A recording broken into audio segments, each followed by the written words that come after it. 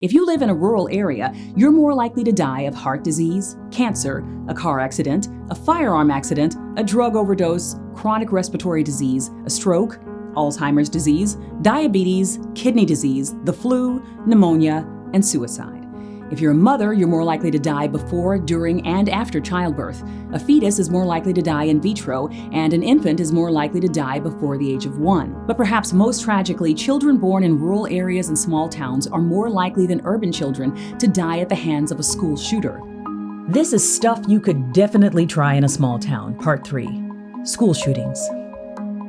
Of the 10 deadliest school shootings in U.S. history, all but one happened in towns with fewer than 75,000 residents. In most cases, the towns had fewer than 50,000 residents. Uvalde, Texas, where 21 school children were killed by an active shooter in 2022, has a population of around 16,000. Santa Fe, Texas, where 10 school children were killed in 2018, has a population of around 13,000 people. NEWTOWN, Connecticut, where the Sandy Hook shooting happened in 2012, has a population of 27,000. Parkland, Florida, where 17 school children were killed in 2018, has a population of 35,000. And Columbine, Colorado, where the Columbine school shooting happened, has a population of just over 25,000. For nonviolent deaths, poverty and lack of access to resources could explain many of these disparities. But why do so many school shootings happen in small-town America? Well, more ready access to firearms is thought to be a top reason. Experts also think that the pressure of living up to the expectations of those around you might be a factor. And of course, the copycat phenomenon is impossible to overlook. These school shooters are mostly white male teenagers. When they see that yet another white male teenager has achieved infamy by shooting up his school, they want to emulate that. Or maybe the heart of it is a bit more difficult to pinpoint. Maybe, just maybe, there's a loneliness and despair that can sometimes accompany small-town life that can't be masked with hyper-nationalism, toxic masculinity, or religious zealotry. Maybe in a small town, it's just as easy to feel disconnected and unimportant in the grand scheme of things. Maybe the violence that finds expression in larger cities just takes a new form in small towns because ultimately, morality and human kindness really aren't the birthright of America's heartland. Maybe the racial superiority, the misogyny, the homophobia that these men and young boys are often taught just isn't enough to make up for the emptiness and alienation that they feel.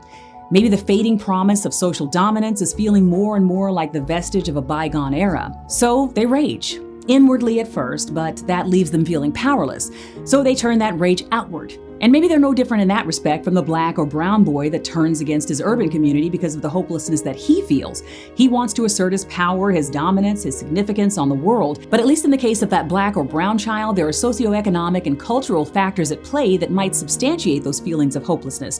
For a rural or suburban white kid, not so much. Small-town crime seems most often to reflect a nihilism embedded in a certain segment of the culture. Their own life is meaningless, therefore they must render the lives of others meaningless.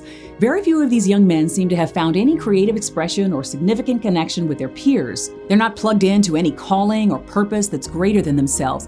They are not enough, so they take violent action to create a sense of significance, to validate their own existence, to matter, even for the worst possible reasons. One thing's for certain, violent crime is not unique to larger cities, and when it happens in small towns, it can often be unpredictable and extreme.